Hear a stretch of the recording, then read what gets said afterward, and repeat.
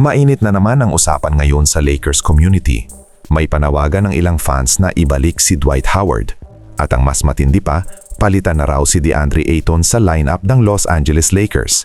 Ito ay matapos kumalat ang mga report at obserbasyon na hindi raw ginagawa ni Ayton ang role na kailangan ng team. Role na malinaw, role na simple, pero tila ayaw niyang yakapin. At dito ngayon nagkakaroon ng malaking tanong. Fit ba talaga siya sa sistema ng Lakers o isa ba itong maling gamble na front office? Ayon sa mga lumalabas na balita at analysis, ang inaasahang role kay Ayton ay hindi pagiging primary scorer, hindi pagiging focal point ng offense, kundi pagiging katulad ng naging papel ni Clint Capela noong kasagsagan niya sa Houston Rockets.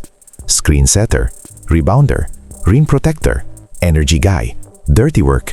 Ito ang blueprint na gusto ng Lakers. Isang center na gagawa ng maliliit na bagay na hindi lumalabas sa stats pero napakalaki ng impact sa panalo. Pero ayon sa reports, hindi raw komportable si Ayton sa ganitong klaseng trabaho. Ayaw niya raw maging limited role player. Ayaw niyang maging purely defensive anchor at tagalinis lang sa ilalim.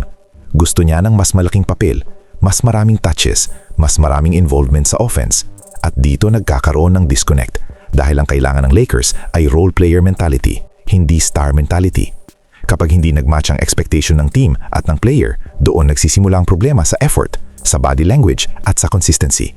Ito rin ang dahilan kung bakit maraming fans ang nagsasabing mas maaasahan pa raw si Dwight Howard dahil kilala si Dwight sa pagtanggap ng kahit anong role. Noong huli siyang naglaro sa Lakers, malinaw ang trabaho niya.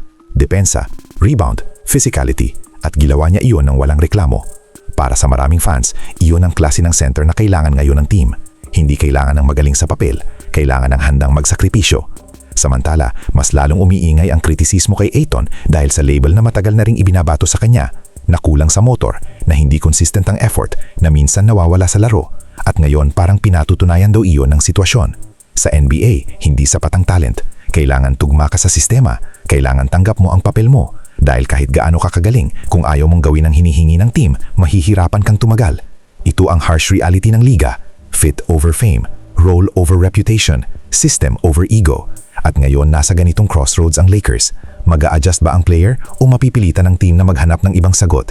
Sa puntong ito, malinaw na hindi lang ito simpleng usapin ng stats o talento. Ito ay usapin ng attitude, usapin ng role acceptance, at usapin ng kung sino ang tunay na babagay sa identity na gustong buuin ng Lakers. Kayo, ano sa tingin ninyo? Dapat bang bigyan pa ng chance si Ayton na patunayan ang sarili niya o panahon na ba para maghanap ng Lakers ng mas willing gumawa ng dirty work? Comment nyo ang thoughts ninyo sa baba at kung gusto ninyo ng ganitong klaseng Lakers analysis, huwag kalimutang mag-like, mag-subscribe at i-hit ang notification bell. Forget the lob. Let me see what you got from the perimeter. Nothing but bottom for the 60% shooter from that distance.